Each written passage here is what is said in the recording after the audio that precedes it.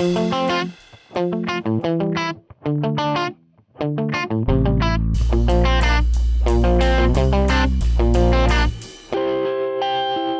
je m'appelle Thomas Brunet, je suis aide-soignant.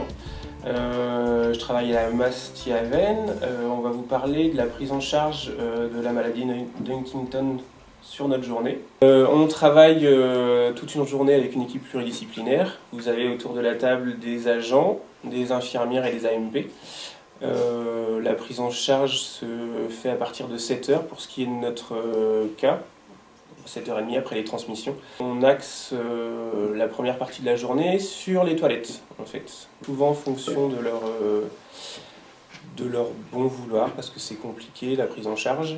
Les heures sont plus ou moins fixes chez certains, chez d'autres moins. C'est en fonction de ce qu'ils ressentent. Souvent, on est obligé de passer la main si on a des difficultés avec certains. C'est d'où l'intérêt d'être en équipe pluridisciplinaire.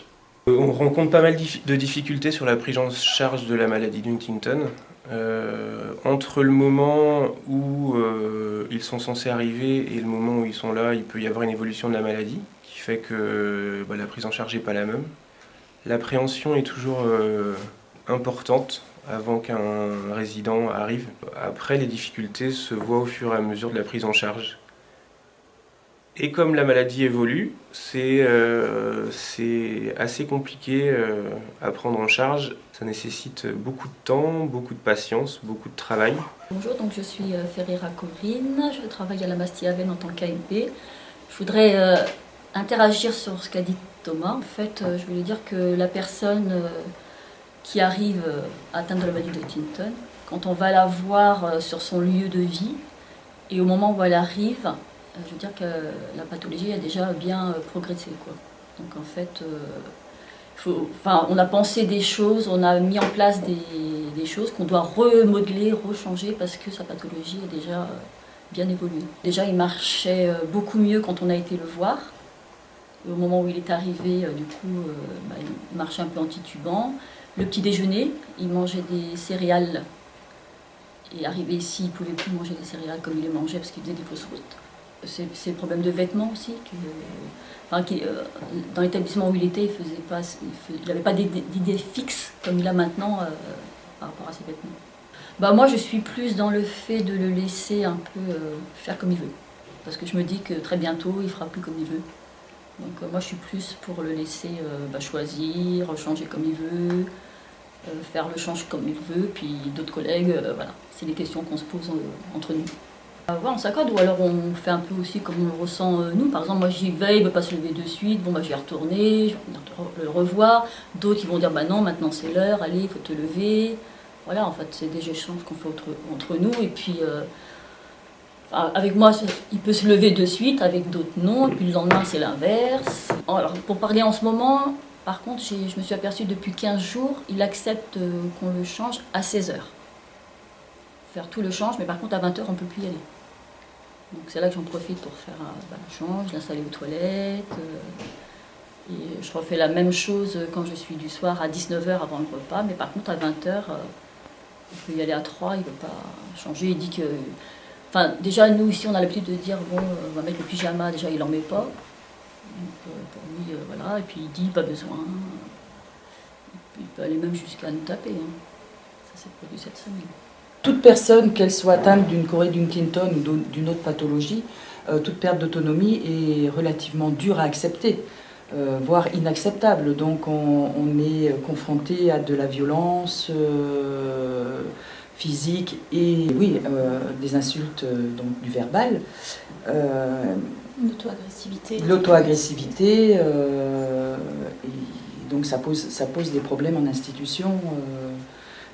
Que ce soit pour les autres résidents, comme pour le personnel, comme pour eux-mêmes. En général, on essaye de passer le relais. Quand on peut, on passe le relais avec une personne qui aura peut-être une autre approche du résident. Ou que le résident acceptera plus. Et que le résident acceptera plus. Ouais. C'est vrai que ça fait un peu comme les phases du deuil. Quoi. Il y a la négociation, le chantage, la révolte. Il y a plein de sentiments qui se mêlent entre... Alors, je m'appelle Virginie Michel, je suis infirmière à la MAS depuis 6 ans. Donc, j'ai connu 4 résidents atteints de la maladie de Huntington. Et c'est vrai que l'annonce de la maladie chez certains, donc on pense que ça fait comme les phases du deuil aussi. La maladie, dans une vie normale, amène une cassure. Et c'est vrai que c'est une maladie qui est évolutive. Donc il y a l'acceptation qu'on se demande si un jour ils pourront l'accepter, en fait, cette maladie. Avec des périodes de chantage, de révolte, d'agressivité, de déni.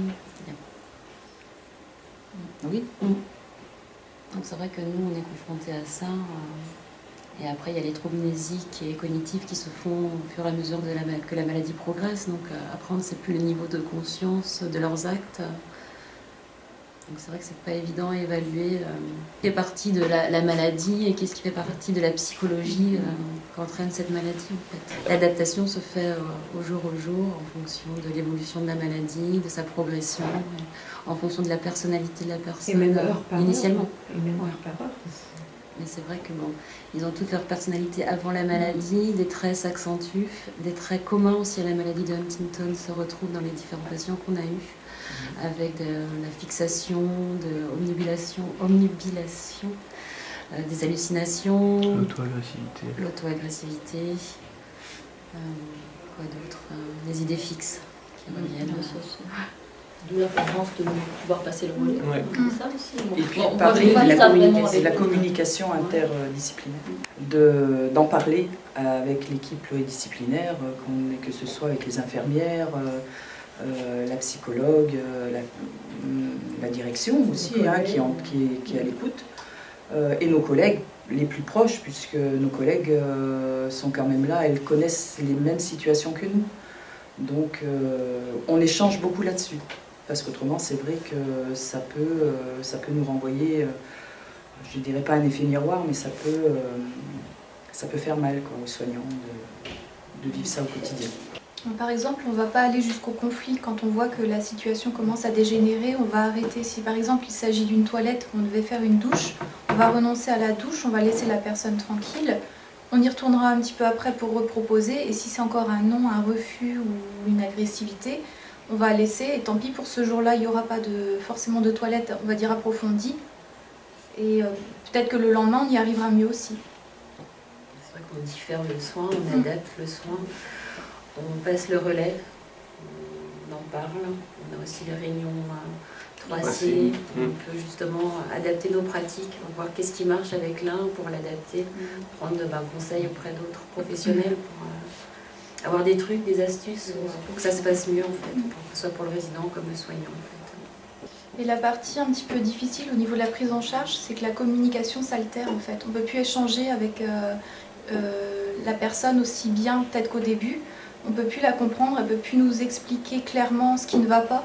Et des fois, c'est un petit peu ce qui emmène l'agressivité parce qu'on ne se comprend pas. Et c'est peut-être une des parties aussi très difficiles à gérer.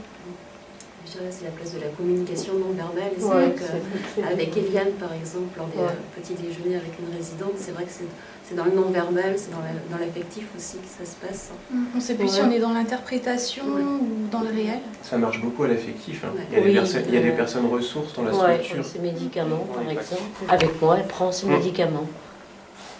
Parce que je la pèse, je lui caresse la main, je lui dis des mots gentils et tout ça. Et c'est vrai que ça passe très très bien. Mais qu'avec Eliane. Tu n'as pas le même rôle aussi. J'ai pas le même rôle, oui, voilà, ouais. Mais en fait, c'est le résident qui choisit sa personne. Ouais. Et on laisse faire, en fait. Si ça passe bien avec Eliane, c'est Eliane qui Ouais, on vient me chercher. Quelquefois, elle ne veut pas s'habiller, on vient me chercher et moi, impeccable. Ça passe super bien. Tout est lié à la communication entre l'équipe. Il n'y a plus de catégorie professionnelle, en fait. C'est vraiment pour le résident qu'on intervient. Vrai, si le courant passe, on laisse passer les choses comme ça, et c'est pour le bien-être de la personne. Et puis on essaie aussi de travailler un peu plus en binôme aussi dans les situations difficiles. On n'y va pas tout seul non plus. Ça évite de s'épuiser ou de mal réagir. Alors donc au niveau de la prise en charge, au niveau infirmier, on peut remarquer différents stades de prise en charge infirmière au niveau du stade de la maladie en fait. C'est-à-dire qu'au début, quand ils sont marchands, nous on est confrontés surtout à des plaies Des plaies qui peuvent être importantes. On a eu par exemple plaie du scalp, plaie de l'arcade, qui nécessitent différents temps hospitaliers en fait pour des points de suture. Il y a aussi des fois des chutes qui provoquent des fractures. Donc ça c'est le premier temps où on est souvent confronté tous les jours pratiquement à des petites plaies, mais comme des plaies qui peuvent nécessiter une hospitalisation. Et au fur et à mesure, en fait, c'est les troubles de la déglutition aussi qui vont commencer avec des fausses routes. Des fausses routes, on va arriver aux infections pulmonaires récurrentes, donc avec nécessité de traitements, antibiotiques, oxygène, kiné respiratoire, et au fur et à mesure ça se chronicise du fait de la répétition des infections.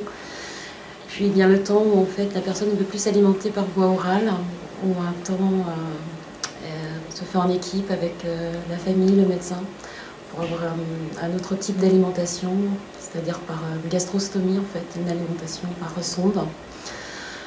Donc il y a aussi donc, un grand débat par rapport à la nécessité ou non de mettre une sonde, c'est-à-dire la poursuite des soins. Est-ce que c'est un acharnement ou pas un acharnement? Parce que la personne, quand elle arrive dans cet état, en fait, est déjà très grabataire. Le niveau de conscience est très réduit. Donc il y a des familles qui peuvent faire le choix aussi de ne pas mettre de sonde, considérant que c'est de l'acharnement thérapeutique. Et effectivement, parfois, on peut penser qu'une prise en charge d'une personne atteinte de la chorée d'Huntington, notamment dans les toilettes, nous, on a un sentiment de frustration quand la personne refuse et presque un sentiment de maltraitance quand on l'oblige à faire une toilette ou à prendre une douche. Enfin, on rentre dans la frustration, notamment. En l'occurrence, moi, parce que je le vis depuis 4 ans, donc une résidente qui me refuse parce qu'elle s'est mis dans la tête que j'avais une relation avec son mari. Du coup, ça fait 4 ans qu'elle me rejette, alors qu'au début, je passais beaucoup de temps avec elle, dans l'atelier bien-être, balnéo qu'elle aimait beaucoup. Et depuis cette période-là, donc, en tout cas pour la toilette, je ne peux plus m'occuper d'elle. Pour les repas, ça revient un petit peu, peut-être depuis 3 semaines. Et donc pour moi, c'est frustrant parce qu'au début, je passais tellement de temps avec elle, enfin, on s'appréciait et tout ça, que c'est difficile. Donc très souvent, je passe le relais et puis je me retrouve dans cette aile-là, donc où se trouve la personne, donc je suis obligée d'aller chercher quelqu'un d'une autre aile pour venir s'occuper d'elle, quoi. Et à savoir de s'occuper des personnes avec des maladies rares comme ça demande énormément de temps, ce qu'on n'a pas forcément en institution parce que malheureusement, ils ne sont pas tout seuls à avoir besoin de soins.